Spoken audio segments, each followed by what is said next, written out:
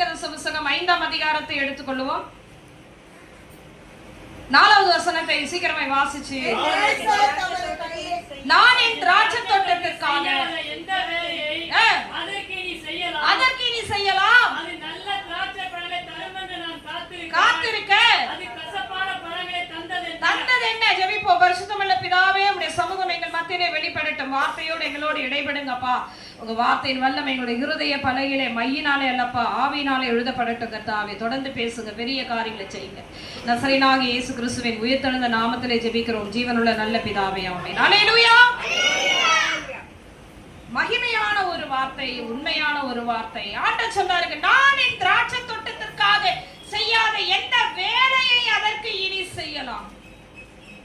அது நல்ல திராட்சை பழங்களை தரும் என்று நான் காத்திருக்க அது கசப்பான பழங்களை தந்தது என்ன? ஒவ்வொரு தேவனுடைய பிள்ளையும் ஆண்டவர் சந்தித்த அந்த நாட்களை நீங்க அப்படியே ரிவைண்ட் பண்ணி பாருங்க. இயேசு கிறிஸ்து என்றைக்கு உங்களை வந்து சந்தித்தார் என்ற அந்த நாட்கள்ல மரணத்தின் தருவாயில, மனுஷர்களால் கைவிடப்பட்ட ஒரு சூழ்நிலைகள்ல, இனி நம்முடைய வாழ்க்கையில எதுவுமே இல்லைன்ற அந்த சூழ்நிலைகள் அவர் தேடி வந்து உங்களை மீட்டெடுத்திருப்பார். அந்த நேரத்தை இன்னைக்கு நம்ம யோசிக்காம விட்டதுனாலதான் இன்னைக்கு அநேகர் எப்படி இருக்கிறாங்க, ஆண்டவருக்கு பலன் தராதபடி இருக்கிறார்கள். நினைக்கணும், ஒவ்வொரு நாளும் ஜெபத்துல என்னை தேடி வந்து மீட்டு கொண்டீங்களே, அதை கூட ஜெபிக்க சொன்னார். என்னை மீட்டு கொண்டீங்களே, நைட் பிரேயர்ல கேட்கும் போது என்னை மீட்டு கொண்டீங்களே, கோடான கொடியில என்ன தெரிஞ்சு கொண்டு இதெல்லாம் சொல்ற. இத சொல்லு, உனக்கு தெரியல ஜெபிக்க, இத சொல்லு. எவ்வளவு ஜனங்களுக்குள்ள ரட்சிப்பு அருளுகிறேன்னா, உன்னை தெரிந்து கொண்ட, உன்னை தேடி வந்து மீட்டு கொண்ட, நீ என்னை தேடி வரவில்லை, உன்னை மீட்டு கொண்ட. எத்தனை பேர் உள்ள இருக்கிறீங்க? அல்லேலூயா. ஆண்டவர் சொல்லுகிறாரு, பக்கத்துல கைப்பிடி சொல்லுங்க, ஆண்டவர் இன்னும் உங்களுக்கு என்னங்க செய்யணும்? இன்னும் உங்களுக்கு என்ன ஆண்டவர் செய்யணும்? ஆண்டவருடைய பரிசுத்த ஆவியானவர் விசனப்படுகிறார். நான் என் திராட்சை தோட்டத்திற்காக செய்யாத எந்த வேலையை அதற்கு இனி செய்யலாம். இன்னைக்கு நீ உயிரோடு இருக்கிறது என்னோட கிருபைமா?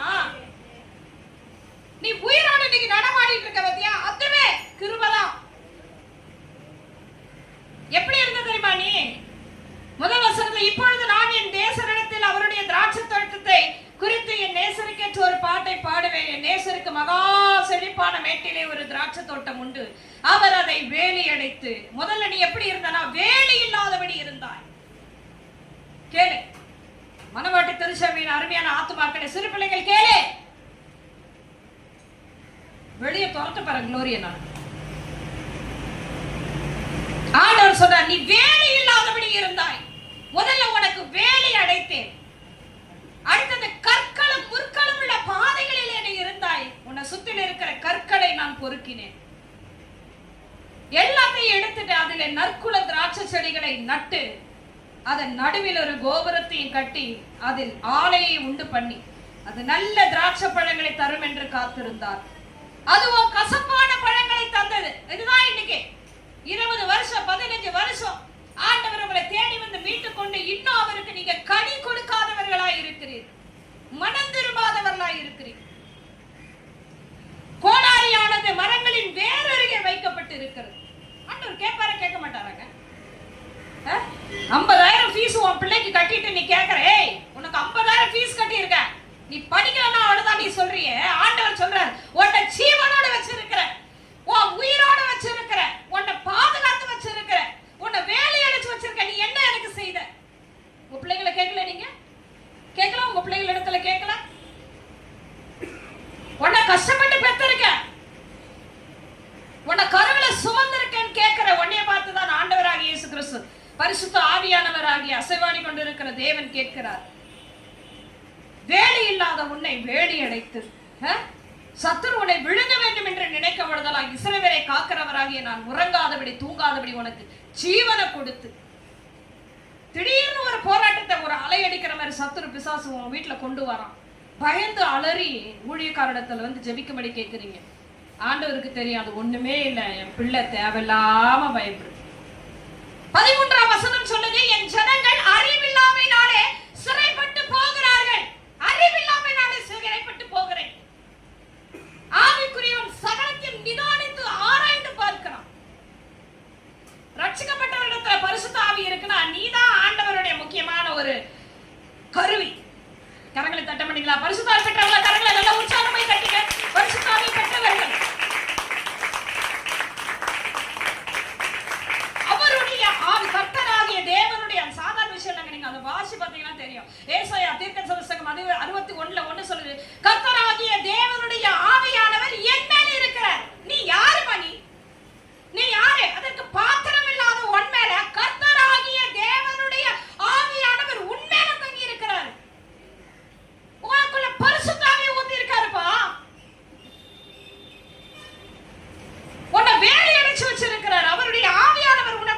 தங்கி இருக்கிறார்.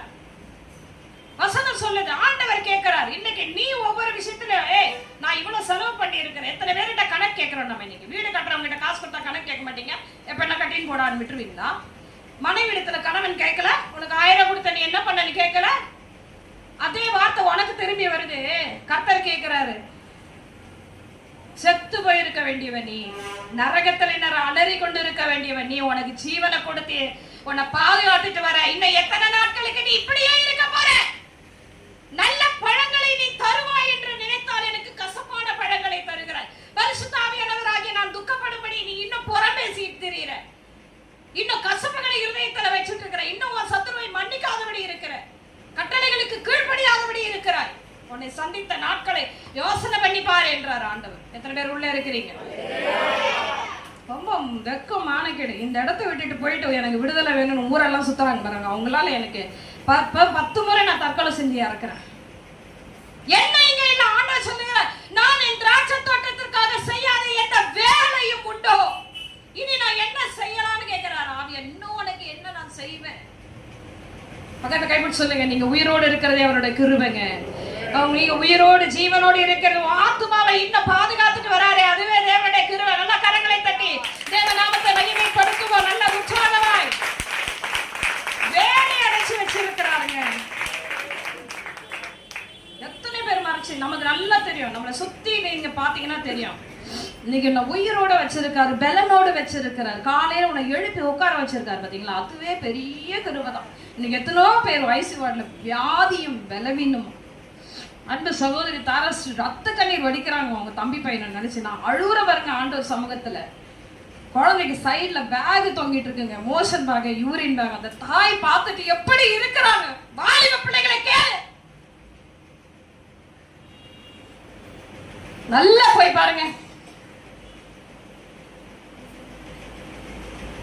கனடால படிச்ச பிள்ளைங்க, கனடால படிச்சுட்டு நல்ல அழகா இருந்த பிள்ளைங்க, இன்னைக்கு சைட்ல மோஷன் பேகும் யூரின் பேகும் தொங்குதுங்க. அந்த குடும்பத்தினுடைய சாபத்தை அந்த குழந்தை ஏத்துக்கிட்டு இன்னைக்கு எவ்வளவு அந்த தாய் அந்த தையில விட்டுடுது அந்த பேக் தொங்கி இருக்கிற இடத்துல. உடனே உன் பிள்ளைய இன்னைக்கு ஜீவனோடு வச்சிருக்காருல, ஆவியானவர் வசனப்படுறார். உன்னை அப்படிலாம் ஒப்பு கொடுக்கலையே, உன்னை எவ்வளவு பாதுகாத்துட்டு வரேன்னு தெரியுமா மகளே மகனே? உனக்கு தெரியல, உனக்கு தெரியல. அதான் சொல்றாரு ஆண்டவர், உன்னை நான் எப்படி உயிரோடு வச்சு நடமாட வச்சிட்டு இருக்கிறேன். எங்கேயாவது உனக்கு ஒரு குறைச்சலை வச்சனா, ஆகார குறைவு உனக்கு வச்சனா, ஆடையின் குறைச்சலை வச்சனா, அனுதினமும் உன்னை விசாரித்து உன்னை உடைச்சு போடுறான் வீட்டுல, உன்னை உடைக்கிறான், நொறுக்கிறான். அப்ப கூட உன் பட்சத்துல இருந்து நான் உனக்கு கிரியை செய்கிறேன். நீ எனக்கு என்ன செய்ய போகிற? இன்னும் உனக்கு நான் என்ன செய்யணும்னு ஆவியானவர் பணவாட்டு திருச்சபையை உன்னை பார்த்து ஆண்டவர் கேட்கிறார். வேலி அடைத்து கற்களை பொறுக்கி போட்டு உன்னை நடுவில் உன்னிடத்திலிருந்து பழங்கள் வரும், அதை கொண்டு போய் ஒரு ஆலயத்துல வைக்கலாம். நான் ஒரு பெரிய கோபுரத்தையே கட்டி வச்சிருக்கிறேன். நீ நல்ல பழங்களை தருவாய் என்றால் இன்னும் நீ மனம் திரும்பாதபடி கசப்பையும் வைராக்கியத்தையும் முறுமுறுப்பையும் எனக்கு பிரியமில்லாத எல்லா காரியங்களையும் செஞ்சிட்டு இருக்கிறார். ஆவியானவர் சொல்றார், நான் என்ன செய்வேன்? 4 வசனத்துல சொல்றார், நான் என் திராட்சை தோட்டத்திற்காக செய்யாத எந்த வேலை அதற்கு செய்வேன். 13 வசனத்துல சொல்றார், என் ஜனங்கள் அறிவில்லாமல் நான் சிறைப்பட்டு போகிறார். ஜெபமண்ணே, தேவ சமூகத்துல காத்திரு. உனக்கு விடுதலை கொடுக்கத்தான் உன்னை தேடி வந்த. 10 வருஷம் நீ பலவீனத்தோடு இருக்கணும், உன்னை தேடி வரல.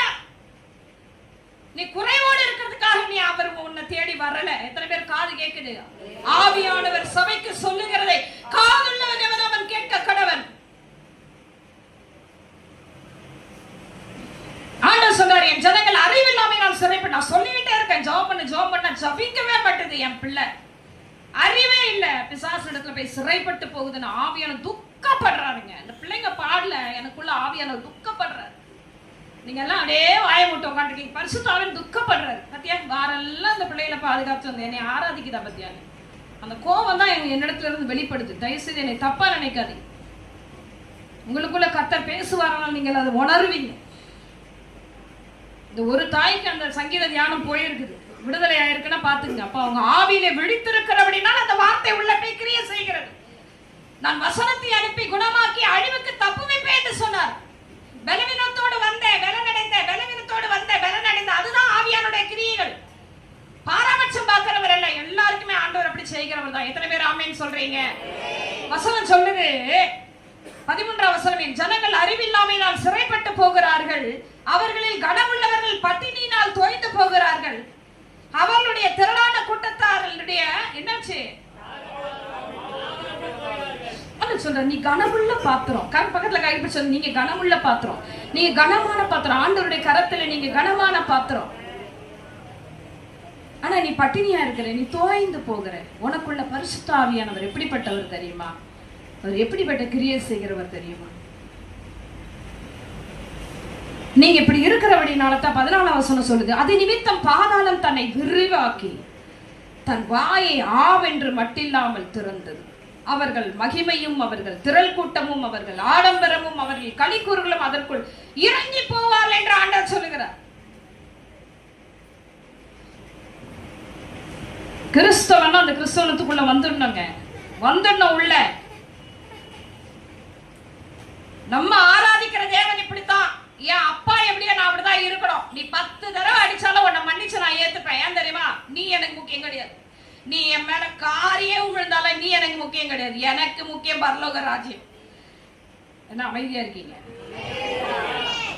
அடுத்த வாரம் எத்தனை பேர் சர்ச்சுக்கு வராம போறாங்க எனக்கு தெரியல. அதை பத்தி எனக்கு பிரச்சனை கிடையாது. சொல்ல வேண்டியதை சொல்லுவேன், இல்லைன்னா எனக்கு மண்டையிலே அடி விடும் இருக்கிறவராக இருக்கிற இடத்துல. நீ என்னை எவ்வளவு கடிந்து கொண்டாலும் எவ்வளவு சொன்னாலும், ஏன்னா கலாத்தியர் 5ஆம் அதிகாரத்துல ஒரு லிஸ்டையே போட்டு வச்சிருக்காரு அப்போஸ்தலனாகிய பவுல்.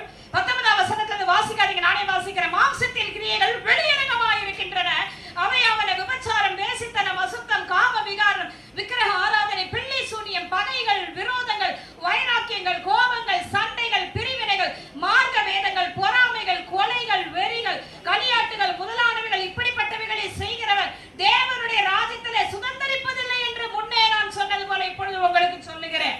போகவே முடியாது, ஒன்னும் போக முடியாது. பரலோகத்துக்குள்ள போனான்னு நினைக்கவே முடியாது. இந்த லிஸ்ட்ல இருக்கிற கோபங்களும் எரிச்சலும் நம்மிடத்துல இருப்புமான எல்லாரும் முழங்கால் படியிடுங்க. நேரம் இல்லை எனக்கு நேரமே போதல. விசனத்தோடு தான் நான் முடிக்கிறேன். ஆண்டவர் சொல்லுகிறார், என் ஜனங்கள் அறிவில்லாம, ஐயோ நீ ஜெபம் பண்ண நான் விடுதலை ஆக்கிடுவேன்ப்பா. நீ என் பாதத்துல உட்கார்ந்து நான் விடுதலை ஆக்கிடுவேன். நீ இதுல விட்டு கொடுத்தனா உன்னை விடுதலாக்கி உன்னை மகிமைப்படுத்துவேன். உன்னை மித்த ஒரு 15 பேர் ஒரு 16 பேர் வரணும். நீயே அழுது கண்ணீர் வடிக்கும் பொழுது ஆண்டு என்னங்க இல்லைங்க இன்னும் அப்படிதாங்க இருக்கிறோம், அப்படியா? உன்னை விட்டு 10 அடி விலகி போவோம். என் ஆண்டவர், நான் ஆராதிக்கிற தேவன் சர்வ வல்லமையுள்ள தேவனாகிய கர்த்தர், அவரால் செய்யாத காரியம் ஒன்று உண்டோ? உங்களுக்கு செஞ்ச அற்புதங்களை ஒரு நிமிஷம் நீங்க நினைச்சு பாருங்க. அப்பதான் உங்களுக்கு அந்த வல்லமை தெரியும். அந்த வல்லமை ஆண்டவர் செஞ்சுட்டாருன்னா அவர் பெரியவரே, அவர் வல்லவரே, அவர் நல்லவரே. அவர் எப்பவுமே அப்படிதாங்க. அவர் என்னைக்குமே வல்லவர் தான். உனக்கு நன்மையை செய்தபடி நாள் இல்லை. அவர் என்றைக்குமே அவர் சர்வ வல்லமையுள்ள தேவன். அவர் விடுவிக்கிற தேவன். உன் மூலமாய் நாம் தம்முடைய நாமத்தை பிரசித்தப்படுத்தும்படியாய் மகிமைப்படுத்தும்படியாய் உனக்காக உன்னை கிரியைகளை பார்க்கும்படி உன்னை மூலமா மகிமைப்படும்படியாய் தேவன் விரும்புகிறார். இப்பயும் வாயை திறந்து யாராவது ஜெபிக்கிறீங்களா? பார்த்தீங்களா? ஜெபம் பண்ணுங்க ஆண்டவர் சமூகத்துல. என் ஜனங்கள் அறிவில்லாமையினாலே கனம் பொருந்திய பாத்திரம் நீ. ஆனா இன்னைக்கு கனவீனமா இருக்கிற, கனவீனமா இருக்கிற நீ கனம் பொருந்திய பாத்திரம். ஆண்டவர் சொல்லுகிற, என் ஜனங்கள் அறிவில்லாமையினால் சங்காரமாகிறார்கள், மனசு வேதனைப்படுறாரு. நீ இதை செய் மகள். அதுக்குதான் வழிவாசம் சொல்றாரு, இதை செய், உன்னை விடுதலையாக்கிடுவேன், உன்னை நான் உயர்த்துவேன், நான் எப்படிப்பட்ட தேவன் என்பதை புறஜாதிகளுக்கு வெளிப்படுத்துவேன். அதற்காகத்தான் உன்னை தேடி வந்தேன், இதற்காகத்தான் உன்னை தேடி வந்தேன். உனக்கு இன்னும் நான் என்ன செய்யணும்னு விரும்புற மகளே? ஆவியாளர் கேட்கிற, இன்னும் உனக்கு நான் என்ன செய்யணும்? உன்னை சுத்தி வேலி அடைச்சேனே, வேலி இல்லாத இருந்த உன்னை வேலி அடைச்சேனே, கற்கள் உள்ள உன்னை சுற்றில இருக்கிற கற்களை பொறுக்கி எடுத்து உன்னை நல்ல தோட்டத்துல நிலை நிறுத்தி வச்சிருக்கிறேன். உன்னை நம்பிதான் நான் பெரிய ஒரு ஆலய கட்டி வச்சிருக்கிறேன். அந்த ஆலயத்துல நீ வர மாட்டியா? அந்த ஆலயத்துக்குள்ள நீ கனி கொடுக்கிறவளா மாற மாட்டியா? நல்ல கனி கொடாத மரமெல்லாம் வெட்டுண்டு அக்கினிலே போடப்படும் என்று சொல்லப்பட்டிருக்கிறது. ஓ மரமானது கோடாரியானது இப்பொழுது மரங்களின் வேரருகே வைக்கப்பட்டிருக்கிறது. மரங்களின் வேரருகே வைக்கப்பட்டிருக்கிறது.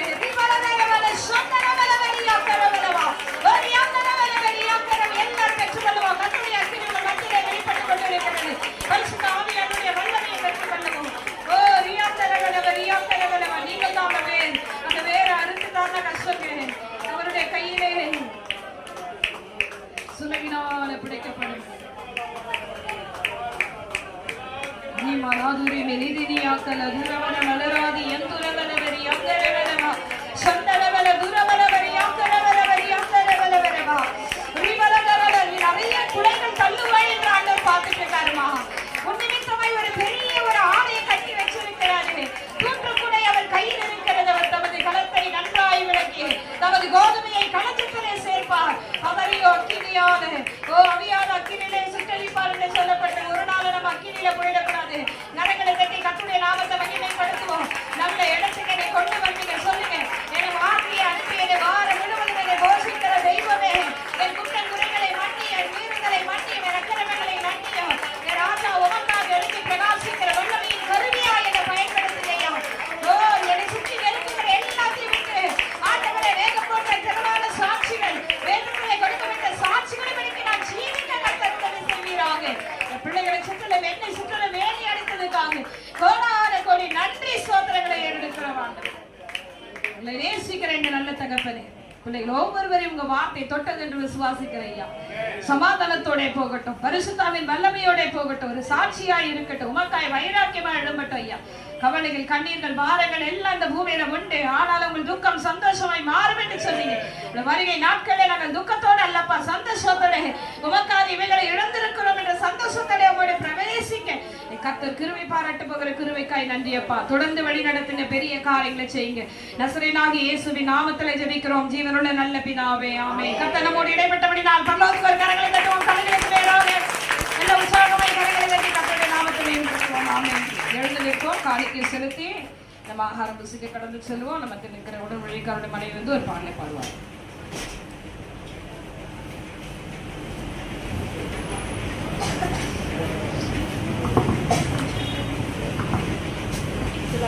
சோம் பண்ணிடுமா, சோம் பண்ணிட்டு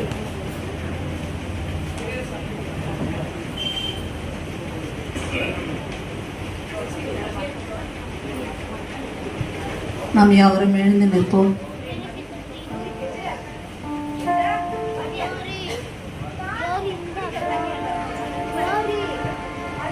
கரங்களில் இருக்கிறதான காணிக்கையை பரலோகத்திற்கு முன்பாக நாம் உயர்த்தி பிடித்து இந்த நேரத்தில் செபிப்போம். அன்பு தகப்பனே, அப்பா, இந்த ஓய்வு நாளின் ஆண்டவரே வேளையில் அப்பா உங்களுடைய கூடாரத்தில் கொண்டு வந்த உங்களுடைய பிள்ளைகளுக்காக நன்றி செலுத்துகிற ஆண்டவரே. அப்பா, நீங்க பேசின வார்த்தைகளுக்காக நன்றி செலுத்துகிற ஆண்டவரே. இப்பொழுது கூட ஆண்டவரே அப்பா ஆண்டவரே உடைய பாதத்துல ஆண்டவரே பிள்ளைகள் கொண்டு வந்திருக்கிறதான இந்த காணிக்கைகளை பரலோகத்திலிருந்து நீங்க பார்த்து கொண்டிருக்கீங்க ஆண்டவரே. அப்பா, மன உற்சாகமாய் விதைக்கிறவனிடத்துல தேவன் பிரியமான இருக்கிறார் சொல்லி வார்த்தையில வாசிக்கிறோம். அந்தபடியாக பிள்ளைகள் மன உற்சாகமாய் விதைக்கிற இந்த காணிக்கைகளை தேவன் அங்கீகரித்து அதன்படியாக அவர்களுடைய கையின் பிரயாசங்களை ஆண்டவரை குடும்பத்தாரி ஆண்டவரை அப்பா நீங்க ஆசீர்வதித்து இன்னும் தேவனுக்காக விதைக்கக்கூடியவர்களாக நீங்க மாற்றுவீராக. எல்லா துணிகன மகிமை அனைத்தையும் ஒருவருக்கே செலுத்துகிறோம். இயேசு கிறிஸ்துவின் மூலம் ஜெபிக்கிறோம் எங்கள் ஜீவனுள்ள நல்ல பிதாவே, ஆமென். உங்க அன்போட அளவ என்னால அளந்து பார்க்க முடியல, இன்னமும் ஓடு சேர்த்த அதிசயத்தை நினைச்சு பார்க்க முடியல. உங்க அன்போட அளவு என்னால அளந்து பார்க்க முடியல, இன்னமும் ஓடு சேர்த்த அதிசயத்தை நினைச்சு பார்க்க முடியல. நீங்க செய்தத சொல்ல நாவு போதல, உங்க நன்மைய என்ன நாடு போதல. நீங்க செய்தத சொல்ல நாவு போதல, உங்க நன்மைய என்ன நாலு போதல. உங்க அன்புக்கு ஈடே இல்ல, உங்க பாசத்துக்கு நிகரே இல்ல. உங்க அன்புக்கு ஈடே இல்ல, உங்க பாசத்துக்கு நிகரே இல்ல. எனக்காகவே நீர் யாவும் செய்கிறீர், விழும் நேரமோ என்னை தாங்கிக் கொள்கிறீர். எனக்காகவே நீர் யாவும் செய்கிறீர்,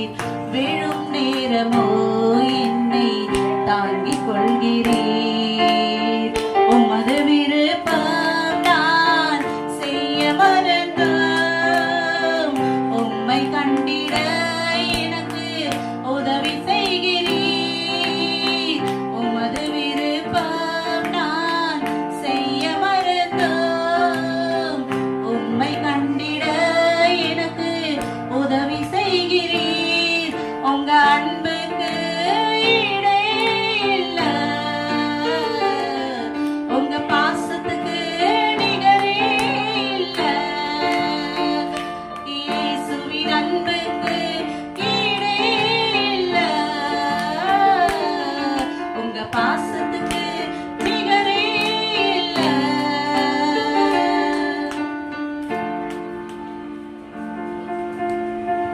Praise the Lord. எல்லாரும் கரங்களை உயர்த்தி பிதாவாகி தேவனை சோத்திரம் பண்ணுவோம். ஆண்டவராகிய இயேசு கிறிஸ்துவை சோத்திரம் பண்ணுவோம். சோத்திரம் சோத்திரம் சோத்திரம். பரிசுத்த ஆவியானவரை சோத்திரம் பண்ணுவோம். சோத்திரம் சோத்திரம் சேர்ந்து சொல்லுவோம். என் ஆத்துமாவே கர்த்தரை ஸ்தோத்திரி, என் உள்ளமே பரிசுத்த நாமத்தை ஸ்தோத்திரி, என் ஆத்துமாவே கர்த்தரை ஸ்தோத்திரி, அவர் செய்த சகல உபகாரங்களையும் மறவாதே. நம் ஆண்டவராகிய இயேசு கிறிஸ்துவின் கிருபையும் பிதாவாகிய தேவனுடைய அன்பு பரிசுத்தாவினுடைய ஐக்கியம் நம் அனைவரோடும் தேவனுடைய வருகை மட்டும் இன்றும் என்றும் சதா காலம் தங்கி இருப்பதாக. ஆமென். அல்லேலூயா, அல்லேலூயா, அல்லேலூயா. கர்த்தர் உங்கள் ஒவ்வொருவரையும் ஆசீர்வதிப்பாராக. ஒருவருக்கு ஒருவர் வாழ்த்துதல் சொல்லிக் கொள்ளுங்கள், விசாரித்துக் கொள்ளுங்கள். பைபிள் வச்சுக்கிட்டு அந்த குறிப்பை சீக்கிரமா